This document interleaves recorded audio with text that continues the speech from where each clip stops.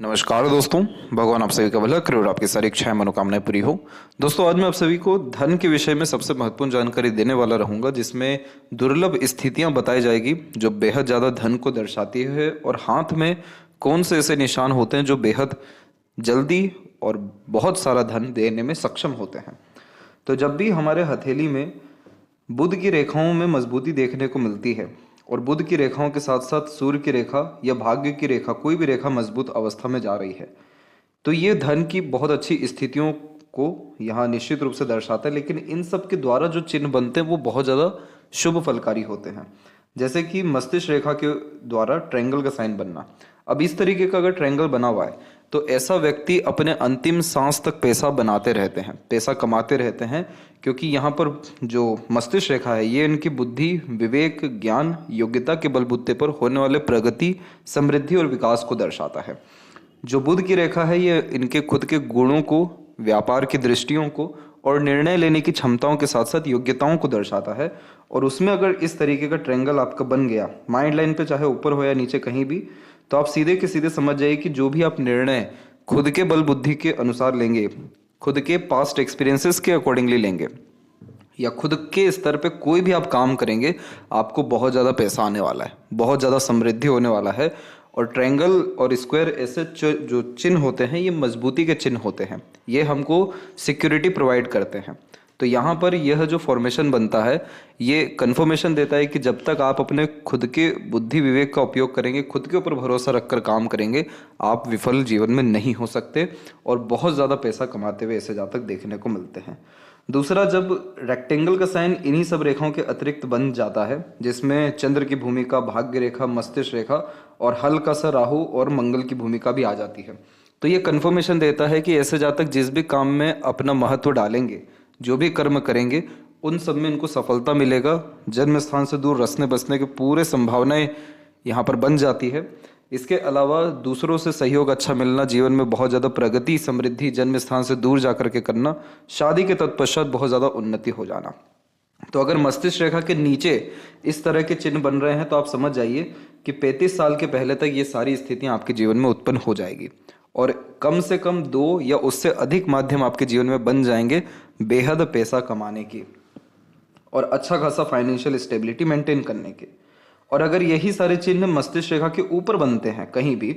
मंगल और एक तरीके से हृदय रेखा के बीच में, तो समझ जाइए कि 35 के बाद जाकर के आपके जीवन में भाग्योदय होने वाला रहेगा। तो एक तो ये चिन्ह हो गया। दूसरा, जब हमारे शनि के क्षेत्र पर बहुत सारी रेखाएं मौजूद होती हैं तो शास्त्रों के मुताबिक इन सभी रेखाओं को अच्छा माना जाता है, क्योंकि ये रेखाएं बहुत सारी अपॉर्चुनिटीज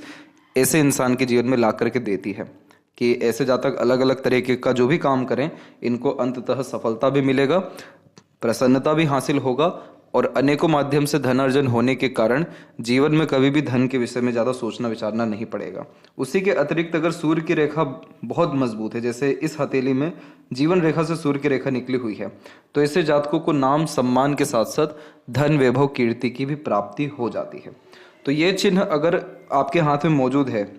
तो आप बिल्कुल निश्चिंत हो जाइए, आपके जीवन में बहुत ज़्यादा धन आएगा, बशर्ते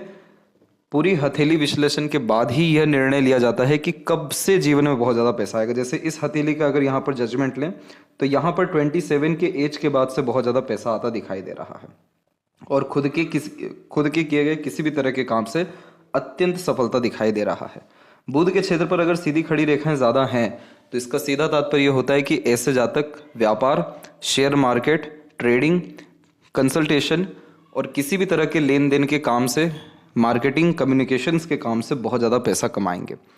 और ऐसे जातक अपने ज्ञान का, योग्यता का बहुत ज़्यादा उपयोग करते हुए दिखाई देते हैं, जिसके कारण पैसों के साथ साथ इनके रिश्ते भी अच्छे खासे बनते हुए, ये मजबूत होते हुए दिखाई देते हैं। अगर ये कोई भी रेखा आपके हथेली में नहीं है और अगर सिर्फ मंगल की रेखा आपके हाथ में चल रही है तो इसका यह तात्पर्य होता है कि आपको सिर्फ अपने तरफ से किसी भी काम में पराक्रम दिखाने की ज़रूरत है। बहुत ज़्यादा मेहनत, संघर्ष, ये सारी बातें बाद में आती है, लेकिन रिस्क लेने की जो है बहुत ज़्यादा ज़रूरत है। आप जिस भी काम में रिस्क लेंगे, ये मंगल की रेखा इस बात को दर्शाती है कि आपको दूसरों का सहयोग मिलेगा, बस आपको काम को शुरू कर देना है। तो अगर ऐसे जातक व्यापार करना चाह रहे हैं, कोई अपना खुद का काम करना चाह रहे हैं, किसी दूसरे काम में इंगेज होना चाह रहे हैं और अगर ये रेखा है तो बस आपको सिर्फ इतना काम करना है कि शुरू कर देना है काम, बाकी उस काम में समय के साथ साथ सफलता दूसरों के सहयोग के द्वारा ऑटोमेटिकली मिल जाएगा। अगर किसी के हाथ में चंद्र की भाग्य रेखा है तो ऐसे जातक बिल्कुल दूसरों के सहयोग से आगे बढ़ते हैं, इसलिए पार्टनरशिप में अगर ये जातक काम करे तो इनको पैसा बहुत अच्छा आता है। तो यहाँ पर ये सभी रेखाएं